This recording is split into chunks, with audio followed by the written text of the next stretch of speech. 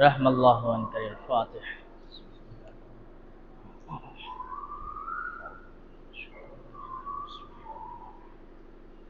بسم اللہ.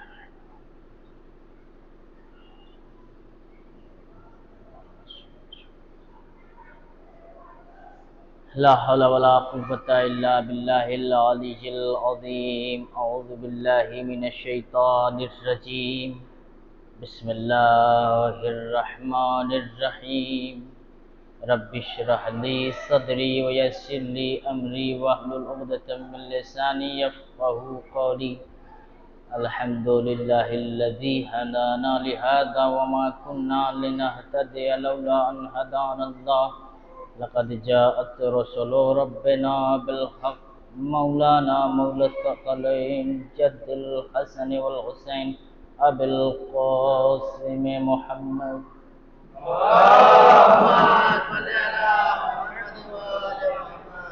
وآل بيته الطيبين الطاهرين المعصومين المظلومين ولعنة الله على القوم الظالمين.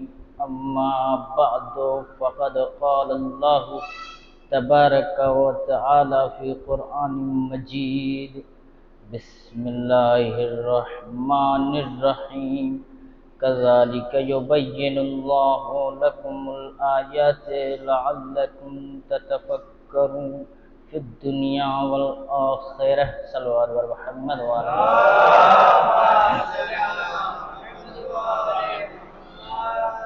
عزیزان گرامی، بلا تمہید اللہ تعالیٰ قرآن مجید میں ارشاد فرما رہا ہے، کذالک یبین اللہ، خدا اسی طرح اپنی آیات کو واضح کر کے بیان کرتا ہے تاکہ تم فکر کر سکو، دنیا میں بھی اور آخرت میں بھی. عزیزان، اب اس میں سوالات پیدا ہو رہے ہیں کہ قرآن اس آیت کی بنیاد پہ اللہ نے آسان نازل کیا ہے،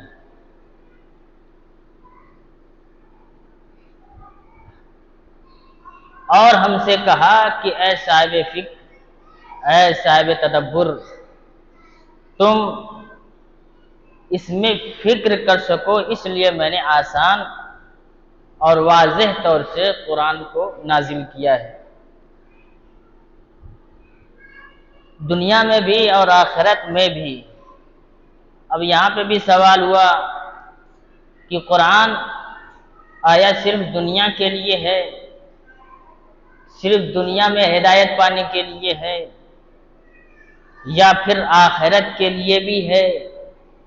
یعنی انسان اگر دنیا میں جو قرآن کی تعلیم حاصل کر رہا ہے، قرآن کی مفاہیم حاصل کر رہا ہے، اس کی تفاسیر میں غور و فکر اور تدبر کر رہا ہے، تو اس کا مطلب یہ ہے کہ یہ دنیا میں کام نہیں آئے گی بلکہ یہ آخرت میں بھی کام آئے گا. یعنی آخرت میں کام کب آئے گا؟ جب آپ قرآن سے واقفیت حاصل رکھیں گے، قرآن میں تدبر اور غور و فکر کرے رہیں گے. یعنی اس دنیا میں پھر آخرت میں کوئی چانس نہیں ملے گا، نہ تدبر کرنے کا، نہ غور و فکر کرنے کا. صرف اللہ نے اس دنیا میں کہا کہ تدبر کرو، غور و فکر کرو. اس قرآن میں مجید میں ہم نے اس قرآن کو واضح طور سے نازل کیا ہے، اور یہ ان لوگوں کے لیے جو تدبر کرتے ہیں، غور و فکر کرتے ہیں، ان کو دنیا میں بھی کام آئے گا اور آخرت میں بھی کام آئے گا. ایک جگہ ارشاد فرمائے، اعلم ان اللہ یحیی الارض بعد موتها قد بینا لکم الآیات لعلکم تعقلون. یاد رکھو، خدا مردہ زمینوں کو زندہ کرتا ہے اور ہم نے تمام نشانیوں کو واضح کر کے بیان کر دیا ہے تاکہ تم عقل سے کام لے سکو. تو اب عزیزان گرامی، زیادہ گہرائیوں میں نہ جاتے ہوئے، زیادہ تفصیلات میں نہ جاتے ہوئے، میں اپنے موضوع کو مختصراً تمام کر دوں گا. قرآن مجید میں بہت ساری جگہ ارشاد فرمایا کہ وَلَا يَتَفَكَّرُونَ، آپ فکر کیوں نہیں کرتے؟ کبھی ان لوگوں کے لیے کہا جو فکر نہیں کرتے، کہتے کہ وہ صم بکم عمیون، یعنی اے بہرے، اے گونگے، اے اندھے، تمہیں آنکھ ہوتے ہوئے بھی تم دیکھ نہیں سکتے، تمہیں کان ہوتے ہوئے بھی تم سن نہیں سکتے، تمہیں زبان ہوتے ہوئے تم بول نہیں سکتے۔ تو اللہ نے بظاہر یہ کان دیے، بظاہر یہ آنکھ دیے، بظاہر یہ زبان دیے، تو یعنی اس کا مطلب یہ ہے کہ آنکھ دیا ہے اس لیے تاکہ آنکھ سے حقیقت کو دیکھو اور اس سے استفادہ کرو، کان سے حقیقت کو سنو، اس سے استفادہ کرو، زبان سے حق بولو تاکہ اس سے استفادہ کرو۔ ایک جگہ ارشاد فرمایا وَلَا يَتَفَقَّهُونَ کا استعمال کیا، آپ گہرائیوں میں کیوں نہیں اترتے؟ یعنی یتفقہون فقہ سے بنا ہے عزیزان گرامی۔ آپ جب فقہ کے معنی تلاش کریں گے، فقہ کا مطلب یہ ہے کہ گہرائی، اصول فقہ، یعنی کہ فقہ کے قانون، گہرائی کے قانون۔ جب مجتہد گہرائی میں اترتا ہے، دین کو اسلوب کے ذریعے سے استنباط کرتا ہے، تو اس لیے اس کو نام دے دیا گیا ہے فقہ۔ فقہ سے فقیہ ہی بنا ہے، یعنی جب مجتہد اس عالم تک، اس بلندی تک پہنچ جاتا ہے، اس گہرائی میں اتر جاتا ہے، تو اس کو فقیہ ہی بولتے ہیں کہ یہ دین کا ماہر ہے، دین کا ڈاکٹر ہے، اتنی گہرائی میں اتر گیا ہے کہ اس کو فقیہ کہا جاتا ہے۔ وَلَا يَتَفَقَّهُونَ قرآن مجید میں ارشاد ہوا کہ آپ گہرائیوں میں کیوں نہیں اترتے؟ یعنی اللہ تعالیٰ کیا کہہ رہا ہے کہ ہم گہرائیوں میں اترتے نہیں ہیں، کہا کہ گہرائیوں میں اتریے۔ یعنی نماز پڑھ رہے ہیں تو آپ نماز کی لطافت کو سمجھیے کہ نماز کی گہرائی کہاں تک ہے۔ اسی لیے کہا گیا نماز کے 10,000 درجات ہیں۔ جب انسان، ایک عام انسان، بغیر معرفت کے انسان نماز پڑھتا ہے تو اس کی نماز کا جو درجہ ہے وہ الگ ہے، لیکن وہی ایک انسان جو پڑھا لکھا، سوچ سمجھ کے، معرفت کے ساتھ نماز پڑھتا ہے، لیکن اس کی نماز کی جو لطافت ہے، اس کی نماز کی جو درجات ہیں، وہ اس انسان سے بلند ہو جاتے ہیں۔ پھر وہی انسان سے ایک اور بلند آدمی جب گہرائیوں میں اتر کے نماز پڑھتا ہے، معرفت شناسی کے ساتھ نماز پڑھتا ہے، تو اللہ تعالیٰ اس انسان سے بھی زیادہ درجات بلند کر دیتا ہے۔ تو اب عزیزان گرامی، فکر کے درجات ہیں۔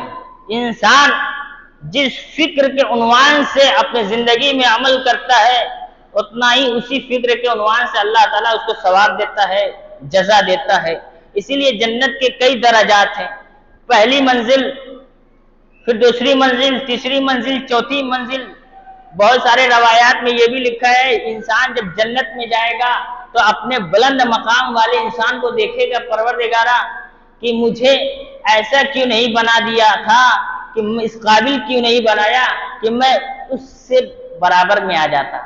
حالانکہ عزیزان وہ بھی جنت میں ہے، لیکن وہ بھی کیا کر رہا ہے؟ پچھتاوا کر رہا ہے، پچھتا رہا ہے کہ وہ مجھ سے کیوں بلند ہے۔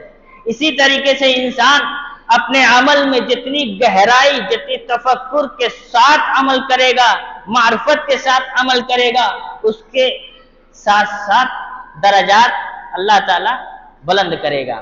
صلوات بر محمد و آل محمد۔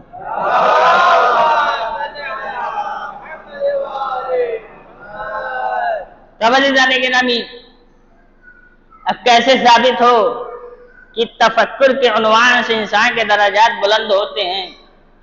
جناب مقداد رسول اللہ کی ایک حدیث سن رہے تھے ہریرہ کے زبان سے۔ وہ کیا حدیث ہے؟ کہا کہ رسول اللہ نے فرمایا ہے کہ انسان ایک لمحہ فکر کرتا ہے تو اللہ تعالیٰ اس کے نامہ اعمال میں 1 سال کی عبادت لکھ دیتا ہے۔ تب پھر دوسری جگہ گئے کہ ایک صحابی کہہ رہا ہے کہ رسول اللہ نے ارشاد فرمایا کہ اگر کوئی ایک لمحہ فکر کرتا ہے تو خداوند عالم 7 سال کی عبادت اس کے نامہ اعمال میں لکھ دیتا ہے۔ تو اب دوڑتے ہوئے جناب مقداد رسول اللہ کے پاس آئے، کہا یا رسول اللہ آپ کی حدیثوں میں تضاد کیوں؟ میں نے ہریرہ سے سنا، انہوں نے کہا 1 سال کی عبادت 1 لمحہ فکر کرنے سے، ایک صحابی سے سنا 1 لمحہ فکر کرنے سے 7 سال کی عبادت کا ثواب۔ تو عزیزان آپ کی حدیث میں تضاد کیوں؟ تو رسول اللہ نے کہا کہ ان کو بلاؤ، پھر میں ان کو سمجھاؤں گا کس عنوان سے، انسان کی فکر کے عنوان سے اس کا ثواب الگ ہے۔ اب جناب مقداد آئے، صحابی آئے اور ہریرہ آئے، پھر کہا یا رسول اللہ نے کہا مقداد تم کیا سوچتے ہو؟ جناب مقداد نے کہا یا رسول اللہ میں سوچتا ہوں دنیا کے کمالات اللہ نے کس طریقے سے استوار کیے، دنیا کو کس طریقے سے مزین کیا، ان کے حقائق کے بارے میں جانتا ہوں، ان کے جو مستترات ہیں ان کے بارے میں جاننے کی کوشش کرتا ہوں، اللہ کتنا طاقتور ہے، کتنا قدرت والا ہے۔ تو عزیزان گرامی رسول اللہ نے کہا کہ تیری اس فکر کے عنوان سے 1 سال کی عبادت ہے، 1 سال کی عبادت کے برابر ہے۔ تو پھر ایک صحابی سے پوچھا تو کیا سوچتا ہے؟ اس نے کہا میں یہ سوچتا ہوں کہ آخرت اللہ نے ہمارے لیے بنایا ہے، ہم عمل انجام دیں گے اچھا اس دنیا میں تو آخرت ہمارے لیے اچھی ہوگی، اگر عمل برا دیں گے انجام تو ہمارے لیے آخرت بری ہوگی۔ تو عزیزان گرامی کہا کہ اس فکر کے عنوان سے تمہیں 7 سال کی عبادت اللہ تعالیٰ تمہارے نامہ عمل میں لکھ دیا۔ اب تیسرے انسان سے پوچھا تو کیا سوچتا ہے؟ کہا کہ میں صلوات بر محمد و آل محمد کا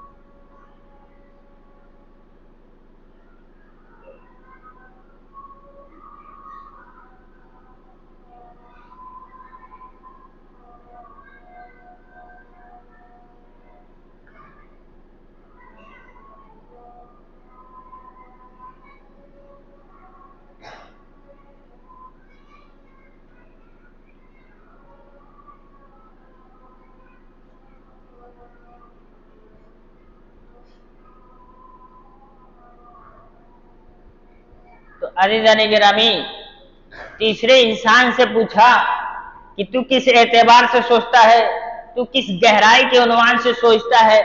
تو اس نے کہا کہ یا رسول اللہ میں سوچتا یہ ہوں کہ جب اللہ نے آخرت میں محشور کرے گا، میں یہ سوچتا ہوں کہ جب سوال و جوابات ہوں گے تو اس کے سوالات کا جواب کیسے دوں گا؟ جب اللہ تعالیٰ کسی انسان کو جہنم میں ڈالے گا تو وہ جہنم کی آگ کو کیسے برداشت کرے گا؟ اس کی تپش کے بارے میں سوچتا ہوں تو وہ انسان کیسے برداشت کر سکے گا؟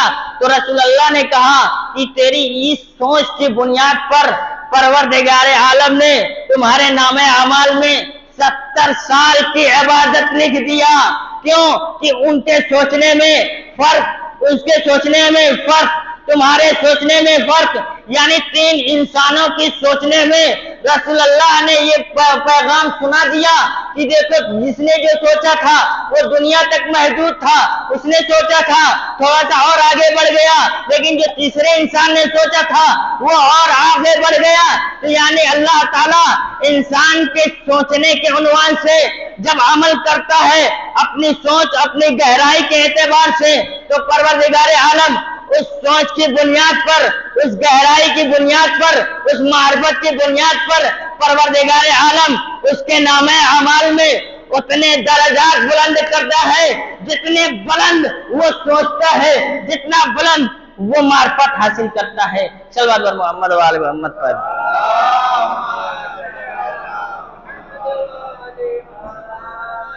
تو اب عزیزان گرامی مثال دیکھ لیجئے، جس معاشرے میں آپ رہتے ہیں، اب انسان ایک دوسرے کا تقابل کرے تو محسوس ہو کہ وہ کس بلند مقام پہ ہے، یہ کس بلند مقام پہ ہے۔ کوئی ڈاکٹر بن گیا، کوئی انجینئر بن گیا، کوئی عالم بن گیا، کوئی پروفیسر بن گیا۔ تو اب عزیزان گرامی کس بنیاد پہ بنا؟ محنت کی بنیاد پر بنا، پڑھائی کرنے کی بنیاد پہ بنا، تفقہ کرنے کی بنیاد پہ بنا، مشقت اٹھانے کی بنیاد پہ بنا۔ یہی خداوند عالم بھی کہنا چاہتا ہے کہ تم قرآن کو میں نے واضح طور سے بیان کیا، تم اس قرآن میں غور و فکر کرو، مشقت اٹھاؤ، تکلیف اٹھاؤ، تب تمہیں اس مقام پر پہنچاؤں گا، تب تمہارے اندر وہ صلاحیت پیدا ہوگی، تب تمہارے اندر وہ ڈیزائر پیدا ہوں گے، وہ چشمہ پھوٹیں گے جو تمہیں بلندی تک پہنچائے گا۔ تو اب عزیزان گرامی قرآن مجید میں کوئی بھی ایسی آیت نہیں جس کے واضح طور سے اس کی تفاسیر نہ کی گئی ہو، واضح طور سے سمجھایا نہ گیا ہو۔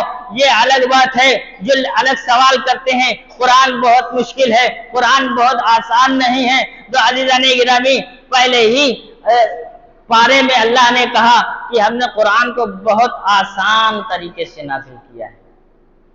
تو عزیزان گرامی لوگوں کے لیے ہدایت ہدی للمتقین، یہ قرآن کیا ہے؟ متقیوں کے لیے ہدایت ہے۔ تو اب عزیزان گرامی یہ بہانہ کہ قرآن ہمارے بس میں نہیں، ہمارے سمجھ میں نہیں، تو عزیزان گرامی یہ انسان کی کجی، یہ انسان کی سوچ کا فرق ہے۔ اب اس کو ویسا ہی ثواب ملے گا جیسا وہ سوچتا ہے، یعنی یہ وہ سوچتا ہے کہ ہم کو قرآن سمجھ میں نہیں آئے گا تو خداوند عالم اس کو ثواب کے منزل سے گرا دے گا۔ اب جو انسان سوچتا ہے کہ قرآن ہمیں سمجھ میں آئے گا، ہمارے لیے بنایا ہے، تو خداوند عالم ثواب کی منزل میں اسے اٹھا دے گا۔ تو اب عزیزان گرامی ثواب حاصل کرنا ہمارے ہاتھ میں ہے، ہم کس اعتبار سے قرآن کو سمجھتے ہیں۔ اگر اچھے اعتبار سے سمجھتے ہیں تو قرآن ہمارے لیے ثواب کا باعث ہے، اگر قرآن کو ہم اچھے اعتبار سے نہیں سوچتے، ثواب کے عنوان سے نہیں سوچتے، فائدہ مند کے عنوان سے نہیں سوچتے، تو قرآن ہمارے لیے باعث ثواب نہیں باعث عذاب بن جائے گا۔ صلوات بر محمد و آل محمد پر۔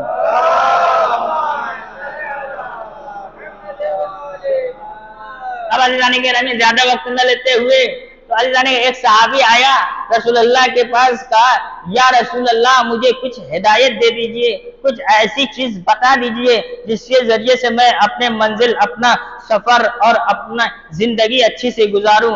رسول اللہ نے کہا اچھا میں ایسی چیز بتاؤں گا تو کامیاب رہے گا، لیکن وعدہ کر کیا تو وہ کرے گا؟ اس نے کہا یا رسول اللہ آپ اگر حکم دیں، آپ ہمیں ہدایت دیں، آپ ہمیں بتائیں تو انشاءاللہ میں اس بات پر عمل کروں گا۔ رسول اللہ نے کہا پھر سوچ لے، کہا یا رسول اللہ میں عمل کروں گا۔ تیسری مرتبہ عزیزان گرامی روایت میں لکھا ہے رسول اللہ نے اس سے وعدہ لیا کہ میں مجھ سے وعدہ کر، میں تم کو وہ بتاؤں گا۔ وہ وعدہ کیا تھا عزیزان گرامی؟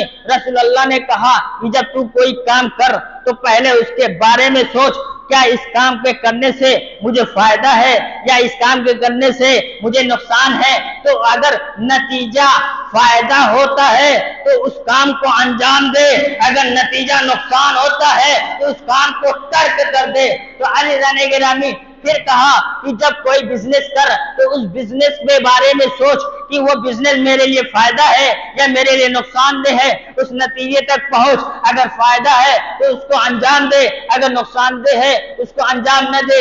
اگر کوئی سوسائٹی میں تم نیک کام کر رہا ہے تو پہلے اس سوسائٹی میں دیکھو کیا اس کا کوئی سائیڈ ایفیکٹ ہے، کیا اس کا نقصان دہ ہے، اگر نقصان دہ ہے اس کو انجام نہ دو، اگر فائدہ ہے تو اس کو انجام دو۔ تو عزیزان گرامی، کہنے کا مطلب یہ تھا رسول اللہ کو، کوئی بھی کام انجام دو بغیر تفکر کے، بغیر مشورے کے، بغیر رائے کے، اس کام کو انجام نہ دو جب تک اس کے نتیجے تک نہ پہنچ جاؤ۔ نتیجہ اگر فائدہ ہے تو اس کو انجام دو، نتیجہ اگر نقصان ہے تو اس کو ترک کر دو۔ صلی اللہ علیہ محمد وآل محمد۔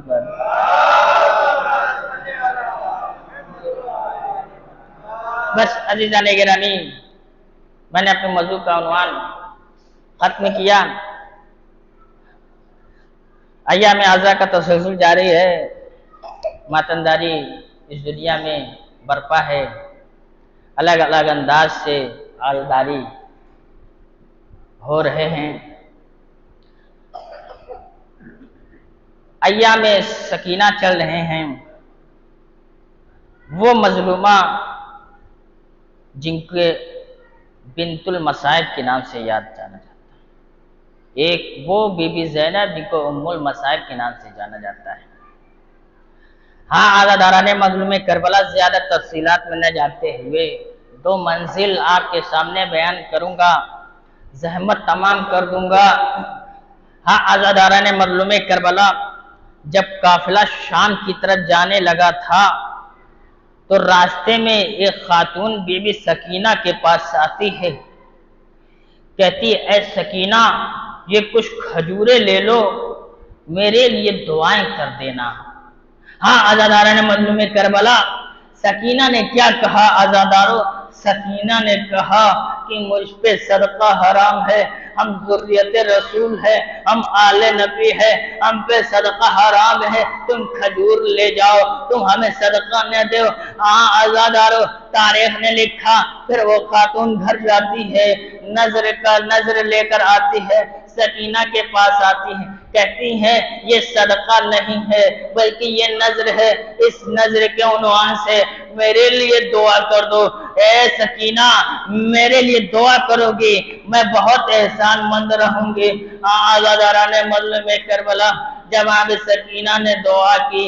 عزاداران مظلوم کربلا، اسی اثنا میں جناب سکینہ نے بی بی زینب سے کہا اے بی بی زینب، ہم کو اس طریقے سے ہاتھوں میں رسی باندھ کر لے جایا جا رہا ہے، پسے گردن ہاتھے بدے ہیں، دیار بدیار پھرایا جا رہا ہے، کیا یہ صحیح ہے؟ ارے قرآن میں اللہ نے ارشاد ایک نبی کے بارے میں ارشاد فرمایا، ایک نبی صالح تھے، ارے ان کے ایک اٹنی تھی اور اس اٹنی کو لوگوں نے مار دیا تھا اور اس کے بچے نے اس اونٹنی کے لیے دعا کی تھی، پروردگارا میری ماں کو اس طریقے سے مار دیا، میں بددعا کرتی ہوں تو اس امت کو، اس قوم کو نیست و نابود کر دے۔ اے بی بی زینب، اے پھوپھی اماں، آپ بتائیے کیا وہ نوح کی، وہ کیا نبی صالح کی ایک اونٹنی کے مر جانے کیا اتنا مرتبہ ہے؟ اور ہم آل نبی، ہم ذریت نبی ہے، کیا ہم اس اونٹنی سے بھی کمتر ہے؟ کیا ہمارا مرتبہ اس اونٹنی سے زیادہ نہیں ہے؟ عزاداران مظلوم کربلا، بی بی زینب نے کہا اے بی بی سکینہ، ہمارا مرتبہ ان سے بھی زیادہ ہے، ہمارا امتحان کچھ الگ ہے، ہم کچھ اور کے لیے پیدا ہوئے۔ عزاداران مظلوم کربلا، ایک روایت میں لکھا ہے پھر اس کے بعد قافلہ اور آگے بڑھا، قافلہ آگے بڑھا، زندان شام میں پہنچا۔ زندان شام میں پہنچنا تھا، کیا ہوا؟ اتنا ازدحام کہ دربار یزید میں قافلہ نہیں پہنچ رہا۔ عزاداران مظلوم کربلا، کیوں نہیں پہنچ رہا؟ اتنا ہجوم، اتنا مجمع، کوئی کہہ رہا یہ باغی آ رہے، کوئی کہہ رہا یہ بغاوت کرنے والے آ رہے، کوئی کہہ رہا ہے یہ یزید کے دشمن آ رہے ہیں۔ ہاں اللہ تعالیٰ نے مظلوم کربلا تاریخ نے لکھا ہے کہ جب دربار یزید میں پہنچا بہت اذیتیں ہوئی، بہت شرمندہ کیا گیا۔ ہاں اللہ تعالیٰ نے مظلوم کربلا زیادہ تفصیلات میں نہ جاتے ہوئے کہ زندان شام میں قید کر لیا گیا۔ جب ڈال دیا گیا اللہ تعالیٰ زندان شام میں، جناب سکینہ فریاد کر رہی تھی، ایک مرتبہ رو رہی تھی، تڑپ کے رو رہی تھی، گریہ ازارے کر رہی تھی۔ آئے میرے بابا کو 3 دن سے پیاسا مارا دیا گیا، آئے میرے علی اصغر کو پیاسا مار دیا گیا، آئے میرے عباس کو بازو کاٹ دیے گئے، آئے میرے علی اصغر کے سینے میں برچی مار دی گئی۔ یہ قرآن برپا ہونا تھا۔ اللہ تعالیٰ نے مظلوم کربلا یزید کے دربار میں آوازیں گونجنے لگی، یہ کیسا کوہرام ہے، یہ کیسی آوازیں ہیں۔ یزید نے کہا ارے ان کے سامنے ان کے چاہنے والے، ان کے مرنے والے کا سر پیش کر دیا جائے۔ اللہ تعالیٰ نے مظلوم کربلا جب سر پیش کر دیا گیا، جب سکینہ کے سامنے تخت لایا گیا، جب سکینہ نے دیکھا تخت، کیا سمجھ گئی سکینہ کہ تخت میں پانی ہے؟ کہا تخت لے جاؤ، میری پیاس بجھ گئی ہے۔ ارے جب سے میرا علی اصغر مجھ سے جدا ہوا اب پانی نہ پیا جا رہا، میرا حسین جب سے شہید ہوا مجھ سے پانی نہ پیا جا رہا۔ ایک مرتبہ سکینہ کے سامنے تخت کے اوپر سے کپڑا ہٹایا، سکینہ نے کیا دیکھا؟ ارے بابا کا سر ہے۔ سکینہ تڑپ گئے، سکینہ نے سر حسین کو لیا، اپنے سر پہ لگایا، بوسا دیا، بابا آپ کے رگوں کو کس نے کاٹا؟ آپ کی اس حالت کو کس نے کیا؟ آپ کو اس طریقے سے شہید کس نے کیا؟ آزادارو سکینہ روتے روتے بے ہوش ہو جاتی ہے، آواز آتی ہے انا للہ وانا الیہ راجعون بقضائہ و تسلیم لامرہ۔ آواز آتی ہے سجاد کیا ہوا؟ سکینہ شہید ہو گئی، سکینہ اس دنیا میں نہ رہی، ہم سب کو چھوڑ کر اس دنیا سے بقائے آخرت میں چلی۔ انا للہ وانا الیہ راجعون۔ ماتم حسین۔